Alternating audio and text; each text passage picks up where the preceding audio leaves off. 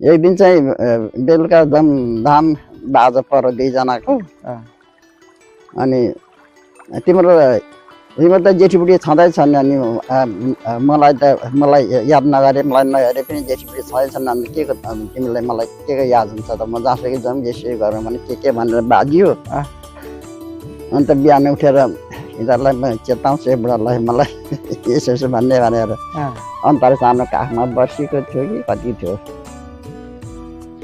सबै सुतेर आएको थिएँ। अन्त पिठो मेडिकलमा पिठो दिन्थेँ नि त उहाँ नानीहरूलाई भनेर भुटानी पिठो भुटाएर राखेको थिएँ। एउटा रुमालमा पिठो टोको पार्ने भने बिहान 5 बजेको थियो कि 6 बजेको थियो। थपक्क नानी पिठोमा बोकेर त्यो पिठो टोको पारेर बोकेर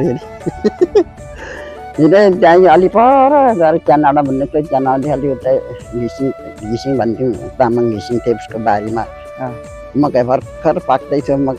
मकै खाने बेला भएको थियो के महिना थियो। त्यहाँ एउटा थोत्रे कटेर रहेछ त्यहाँ गएर बसेँ। कति खोज्दासँग खोजन भनेर त्यहाँ गएर बसेँ।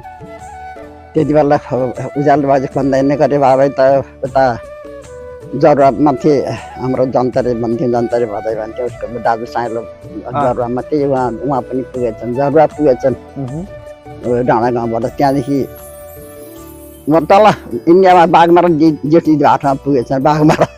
तपाईँ खोज्दै खोज्दै अब बुढी हराइ मसँग अलि साह्रै निकै फेरि अन्त फेरि कति प्यारो थियो नि त प्यारो छोरो उसको बोकेर हिँड्ने कहाँ लग्यो प्यारो छोरो बाबा। म त दिनभरि त्यहीँ बसिरहेँ। त्यही पिठो नानीलाई त मैले त केही खाएँ नानीलाई चाहिँ त्यही पानी तिठो पानी भलिमा थियो पानीमा यसो भनेर बाँध्दा पिठो यस्तो खुवाइन्छ। दिनभरि बसिरहेँ ती कहाँ खोज्न हिँडेछन् बाघमारा पुगेर आएछन् जरुवा पुगेछन् कहाँ पुगेछन् भरे। म त कटरमा बसिरहेको थिएँ नानी लिएर धिताल भन्ने धिताल नै जेठी भन्थ्यौँ ऊ चाहिँ पानी नै त्यहाँ आइन्। दिदी तिमी किन बसेको यहाँ नानी लिएर बसिरहेको छ त बहिनी। खोइ किन भन्नु र हो बहिनी त्यसै यहाँ बस्नमा लाएर बसेको नि भने होइन तिमीलाई के भएको छ र यहाँ आएर बसेको छु भने। तपाईँले कुरा लुकाउनु खोज्नु भयो? होइन हौ त्यसै आएको यहाँ बस्न भनेको होइन किन के परेको छ तिमी यहाँ बस्न आएको भनेर भने त्यहाँदेखि त घरमा गएपछि तल हाम्रो त्यो सुना दाजु घर थियो रोडकै छेउमा सुना दाजु घर थियो त्यहाँ उतापट्टि दिदी घर थियो माली क्या माले उसको घर थियो उहाँ खै कसलाई समाचार पठाइछन् र भनिछन् बराइली काहीँ त्यहाँ बसेर मलाई सुनाइदिन्छन् दिदी घरमा अनि दिदी फुटुक्क आइ त्यो कटरामा के हो तँलाई यस्तै ठुलो भयो मेरो तल यहाँ दिनभरि बस्यो भने बुढालाई चेताउन लाग्यो भने। अनि बेलुका साँझ परेको थियो होला दिदी आउँदा बेलुका यसरी गएर उहीँ बसेँ उहीँ बेलुका खाना खाएँ सिधै कहीँ जानु बस्नु भयो? के गरेर बस्यो सिधै जानु भएन? कहाँको जान्थेँ नि फेरि बुढालाई दङ्ग्याउने हिँडेको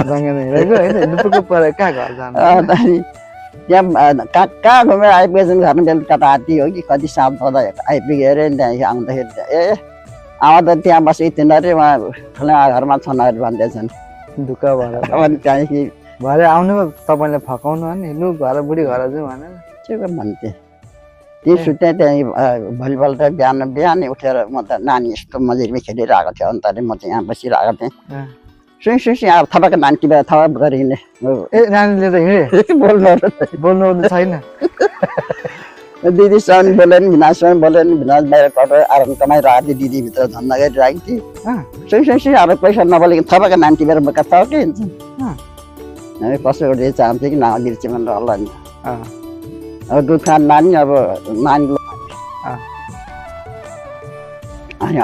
दुःख दिनसम्म नि डङ्किन्डे भन्छन् नि अरे कति हिँडेँ मैले आज दिनभरि बिहानदेखिको हिँडेको बेलुकासम्म रातिसम्म म हिँड्नु पर्यो मलाई दुःख दिनसम्म दि भन्दै बुढाउँदै तिम्रो चुबो लागिरहेको।